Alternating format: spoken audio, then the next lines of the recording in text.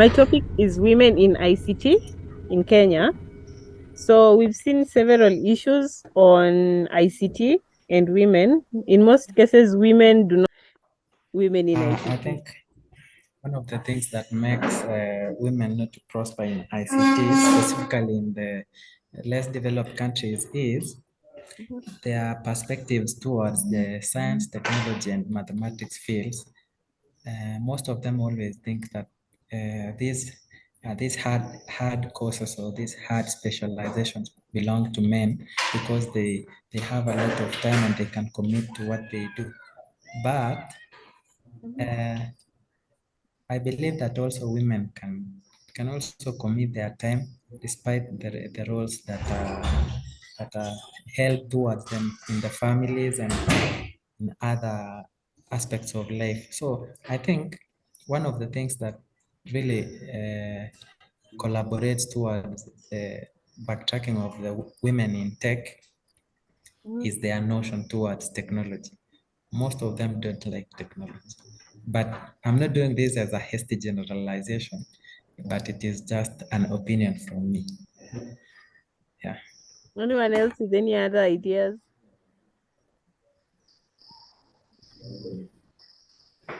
Enoch, anything to add?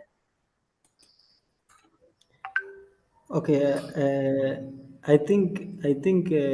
currently women are actually taking the right direction. They have been empowered. There has been campaigns about women in tech, women in cybersecurity, and all that. So there is hope and there is light for women in technology, and you're going to the right direction as that gender. They have been empowered enough right now.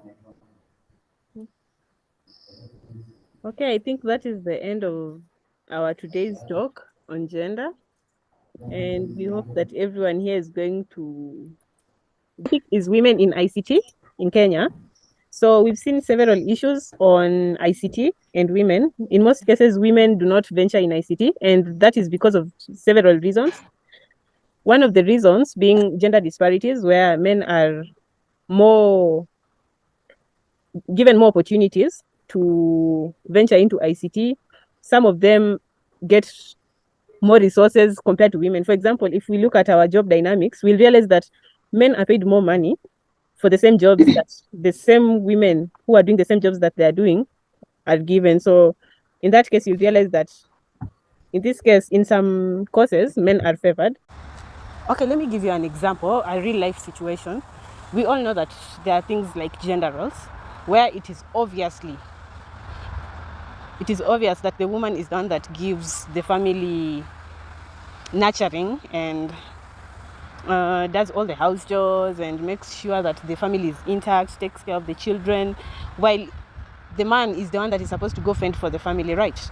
So that being said and done, it is really hard for the woman to intermingle these two things, go for something technical that is going to make them brainstorm too much while they're supposed to go back to their houses to make sure that the children have done their homeworks, the children have finished everything they're supposed to do before an early day the next day.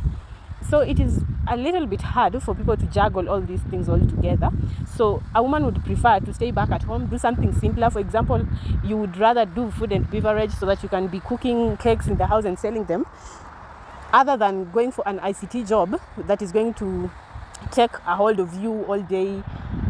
At times, these kinds of jobs make you go to work at night. For example, if you're working in the NOC, people will need networks. In case there's any disruption of networks, you're the one to be called. So it is going to be extremely hard for you as a woman to nurture your family, at the same time do things that are very demanding from you.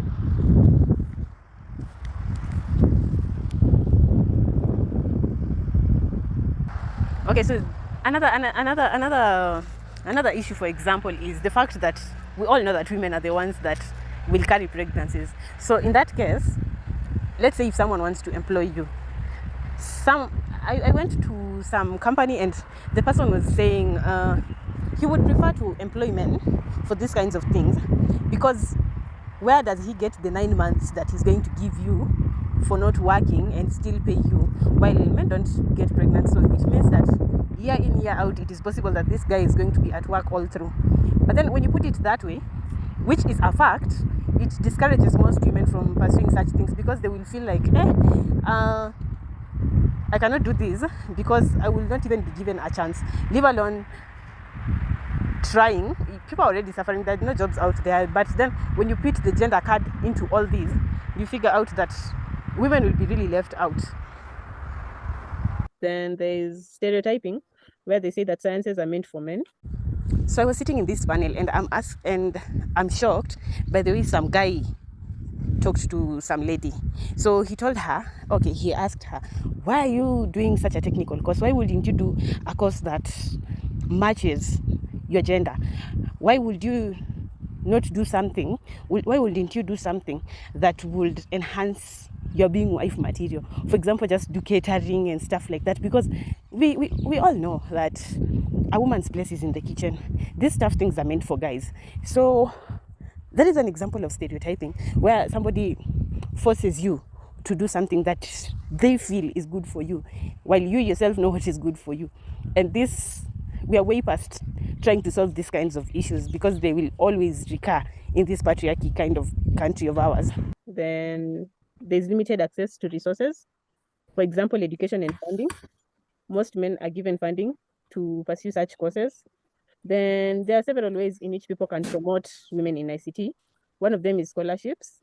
You can decide to give access to women to do ICT courses. People can pay for those courses and let women do those courses. The next point is mentorship programs, where people decide to mentor women, small girls. For example, you go to high schools and ask them to say what they want to do in the future and explain to them what ICT entails and why it is going to be beneficial to them. Then there is supporting the women in technology entrepreneurship, where, for example, you can open cybers for women and businesses in the ICT industry. For example, networking, where people can be able to install CCTV cameras. Then we can also have networking events where people can network. Women can meet people who are doing ICT and know how these things are done. Because if you don't tell somebody that they can do something, they won't know they can be able to do it.